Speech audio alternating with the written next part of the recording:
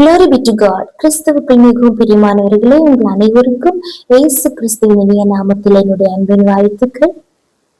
ஆமென். நம்முடைய தேவனாகிய கர்த்தர் அவர் நம்முடைய ஜெபத்தை கேட்கிறவராயிருக்கிறார், பதில் தருகிறவராயிருக்கிறார். ஆமென்.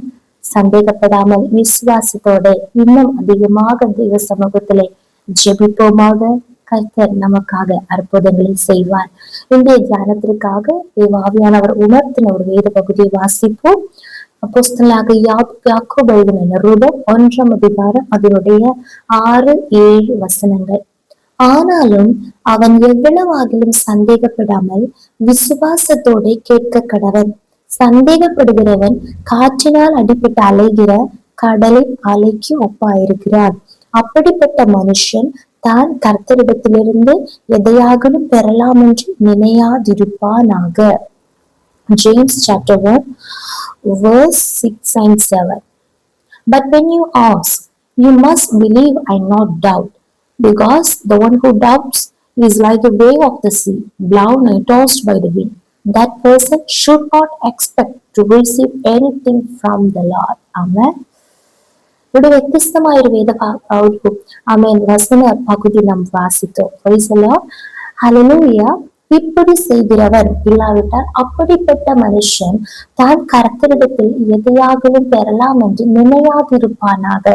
ஆமா, கர்த்தரிடத்தில் கேட்கிறவன் எவனும் பெற்றுக்கொள்கிறான் என்று நம்ம வாசிக்கிறோம். கேளுங்கள் அப்பொழுது உங்களுக்கு தரப்படும் என்று இயேசு கிறிஸ்துவே சொல்லி இருக்கிறார். அப்படி என்றால் இங்கே வாசிக்கிறோம், கர்த்தரிடத்திலிருந்து எதையாகவும் பெறலாம் என்று நினையாதிருப்பானாக. அதனுடைய அர்த்தம் எந்த எதிர்பார்ப்புமே வைக்க வேண்டாம். நிச்சயமாகவே கர்த்தரிடத்திலிருந்து நாம் எதையுமே பெற போகிறது இல்லை. ஆமா, இங்கிலீஷ்ல கொஞ்சம் கூட தெளிவாக நாம் வாசிக்கிறோம், that person should not expect to receive anything from the Lord. எந்த எதிர்பார்ப்புமே வேண்டாம். ஏன்? அப்படிப்பட்ட மனுஷன், எப்படிப்பட்ட மனுஷன்? Praise the Lord. சந்தேகப்படுகிறவன். ஹல்லேலூயா.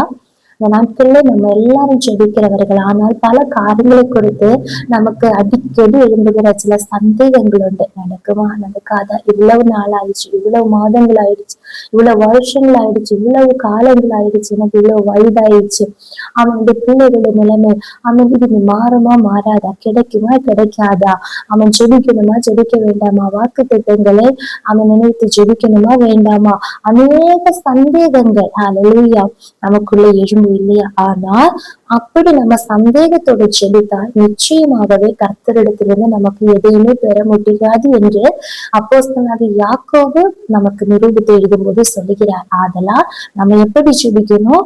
அவன் சந்தேகப்படாமல் விசுவாசத்தோடு கேட்க கடவன். இந்த நாட்களிலே நாம் என்னென்ன காரியங்களை தேவ சமூகத்துல வைத்து ஜெபிக்கிறோமோ எல்லா காரியங்களிலும் இந்த நாளில இருந்து எந்த சந்தேகமும் வேண்டாம்.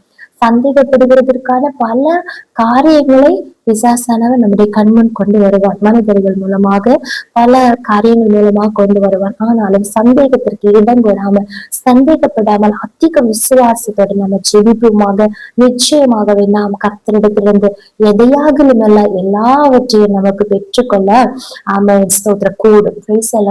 இதுக்கு ஒரு பெஸ்ட் எக்ஸாம்பிளாக பழைய ஏற்பாட்டின் புத்தகத்துல நம்ம ஒரு பகுதியில வாசிக்கிற ஒரு மனுஷனை குறித்து, அதாவது இங்க நம்ம வாசித்த பகுதி சந்தேகப்படுகிறவனுக்கு எதுவும் கிடைக்காது இல்லையா? அவன் நம்ம வாசிப்போம் 2 ராஜாக்களும் 2ஆம் புஸ்தகம் 7ஆம் அதிகாரம் அதனுடைய 2ஆம் வசனம்.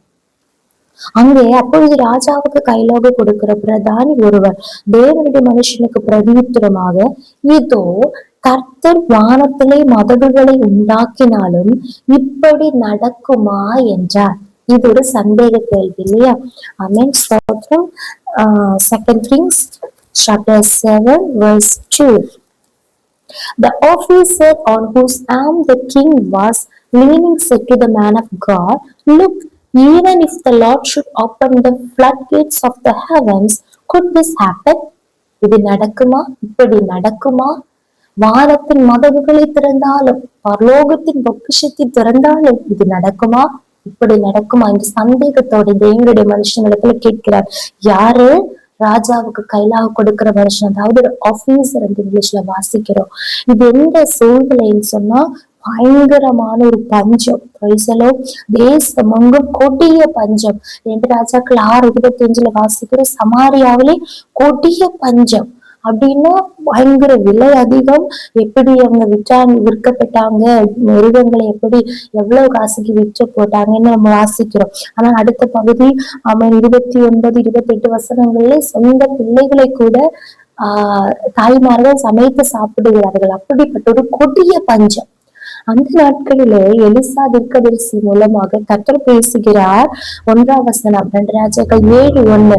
கர்த்தருடைய வார்த்தையை கேளுங்கள், நாளை இந்நேரத்தில் இந்த சமாரியாவிலே, இதே கொடுமையான பஞ்சம் இருக்கிற இந்த சமாரியாவிலே வாசலிலே 1 மரக்கால் கோதுமை மா 1 சேக்கலுக்கும் 2 மரக்கால் வார்கோதுமை 1 சேக்கலுக்கும் விற்கப்படும் என்று கர்த்தர் சொல்லுகிறார் என்று இந்த தீர்க்கதரிசி சொல்லுகிறார். எலிசா தீர்க்கதரிசி. அப்போதுதான் ஒரு ஆபீசர், கிங்கோட ஆபீசர் வந்து கேட்கிறார், இது தேவன், ஆமன், கர்த்தர், இந்த சொல்லுகிற கர்த்தர் வானத்தின் மதகுகளை திறந்தாலும், Amen, floodgates of kingdom, Amen, heaven open பண்ணாலும் இப்படி நடக்குமா? could this happen? ஆமேன். அந்த மனுஷனுடைய சந்தேகம் வேற யாரும் அப்படி கேட்கல. ஆனால் அதே அதிகாரம் அதனுடைய கடைசி பகுதியிலே வாசிக்கும் போது 19:20,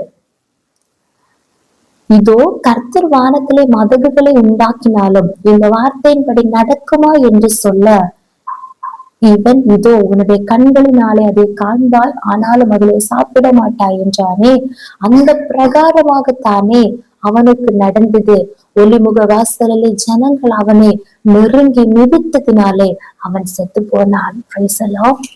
இதே இப்படி நடக்குமா என்று கேட்ட போது எலிசா தீர்க்கதரிசி சொல்லுகிறார், உன்னுடைய கண்களினாலே நீ அதை காண்பாய், ஆனாலும் அதிலே சாப்பிட மாட்டேன், உன்னால் அனுபவிக்க முடியாது என்று அவர் சொன்னார். ஆனால் அது போலவே அடுத்த நாள் அதே நேரத்திலே தீர்க்கதரிசி மூலமாக கர்த்தர் சொன்னது போல கோதுமை வார்கோதுமை எல்லாம் விற்கப்பட்டது. அந்த பஞ்சத்தின் நடுவில் ஜனங்கள் அநேகமாயிரமாய் வந்து ஜனங்கள் கூட்டத்தோட வந்து கோதுமைகள் எல்லாம் வாங்கி கொண்டு போகிறார்கள். எல்லாருக்கும் பயங்கர சந்தோஷம். ஆனால் இந்த மனுஷன் மட்டும்தானே சந்தேகத்தோட கேட்டான்.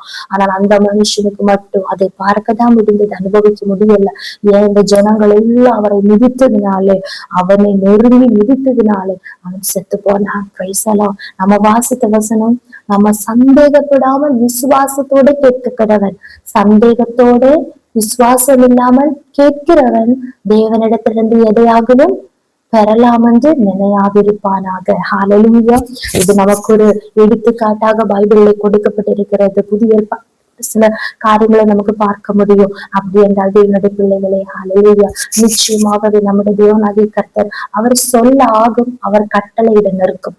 இந்த நாட்களிலே நம்ம ஜெபிக்கிற ஜபங்கள் மட்டுமல்ல, நம்ம தேவனோடு பேசுகிற ஜபத்திலையும் விசுவாசத்தோடு சந்தேகம் இல்லாம பேசுவோம். ஹல்லேலூயா. அப்போது கர்த்தர் அதை அங்கீகரிப்பார். அதன் பிறகு நம்மளுடைய கஷ்டத்தின் மத்தியில நம்ம ஜெபிக்கிறோம், தேவன் நமக்கு திரும்ப வாக்கு கொடுப்பார் இல்லையா? வசனத்தின் மூலமாக நம்மோடு பேசுவார், இல்ல தீர்க்கதரிசிகள் மூலமாக, சொப்பனங்கள் மூலமாக, தரிசனங்கள் மூலமாக, ஊழியக்காரர்கள் மூலமாக கர்த்தர் நம்மோடு பேசுவார். யார் மூலமாக பேசினாலும் அந்த கர்த்தருடைய வார்த்தையை நம்ம அவிசுவாசத்தோட சந்தேகப்பட்டாலும் நமக்கு தேவனிடத்திலிருந்து அந்த ஆசீர்வாதத்தை பெற முடியாது. ஆதலால் இந்த நாள்ல இருந்து எல்லா சந்தேகங்களையும் அவிசுவாசங்களையும் மாற்றி சந்தேகப்படாமல் விசுவாசத்தோட ஜெபிப்போமாக. இதுவரைக்கும் பெற்றுக்கொள்ளாத எல்லா விதமான ஆசீர்வாதங்களை தேவனிடத்திலிருந்து பெற்றுக்கொள்ள கர்த்தர் நமக்கு அருள் செய்வார். இந்த வசனத்தின்படி கர்த்தர் நம்ம ஒருவரை ஆசீர்வதிப்பாராக. மட்டுமல்ல, பூமியிலுடைய ஆசீர்வாதத்திற்காக மட்டுமல்ல, ஒரு நரகம் உண்டு, ஒரு பரலோகம் உண்டு. அதையும் சந்தேகப்படக்கூடாது, அதையும் அவிசுவாசிக்க கூடாது. ஹல்லேலூயா. நிச்சயமாகவே ஒரு பரலோகம் உண்டு, நிச்சயமாகவே ஒரு நரகம் உண்டு. ஹல்லேலூயா. அதனால் இந்த நாட்களில் தேவனுடைய கட்டளைக்கு கீழ்ப்படிந்து தேவனுடைய சித்தத்தின்படி வாழ்வோமாக, பரலோக ராஜ்யத்துல பிரவேசிப்போமாக. ஜெபிப்போம். இயேசுவே ஸ்தோத்திரம். எங்களை அளவில்லாமல் நேசித்து வழிநடத்துகிற எங்கள் அன்பின் பரலோக பிதாவே, ஆசீர்வதிக்கப்படுகிறான் இந்த நாளிலே எங்களுக்கு இந்த வார்த்தைக்காக ஸ்தோத்திரம். ஹல்லேலூயா. அன்பின் தெய்வமே, அப்ப நேரங்களை நேசித்து இந்த வார்த்தையை கொடுத்தீரு அப்பா. அவிசுவாசத்தோடு சந்தேகத்தோடு செபிக்கிறவர்களாக அல்ல அப்பா. இந்த நாட்களில சந்தேகப்படாமல் விசுவாசத்தோடு செபித்து இடத்திலிருந்து அப்பா பெரிய காரியங்களை நாங்கள் எதிர்பார்த்து அந்த ஆசீர்வாதங்களை வாக்குத்தங்களை பெற்றுக்கொண்டு மக்காக வாழ எங்களை முற்றிலுமாக ஒப்பு கொடுக்கிறோம். நிச்சயமாக இதோ சீக்கிரமாய் வருகிறேன், அவன் அவனுடைய கிரிகளின்படி அவனவனுக்கு நான் அளிக்கும் வேளாண் என்னோடு கூட வருகிறேன் என்று நீ சொன்னீரே அப்பா. நீ சீக்கிரமாய் வரப்போகிறீர் கர்த்தாவே. உங்களுடைய வருகைக்காக நாங்கள் ஆயத்தமாக பிறரையும் ஆயத்தப்படுத்த எங்களை பரிசுத்தமாக காத்துக்களை எங்களை ஒப்புக் கொடுக்கிறோம், தாழ்த்துகிறோம். இயேசு கிறிஸ்துவின் நாமத்தினாலே ஜெபிக்கிறோம். எங்கள் ஜெபத்தை கேளும் நல்ல பிதாவே. ஆமென், ஆமென், ஆமென். May God bless you all.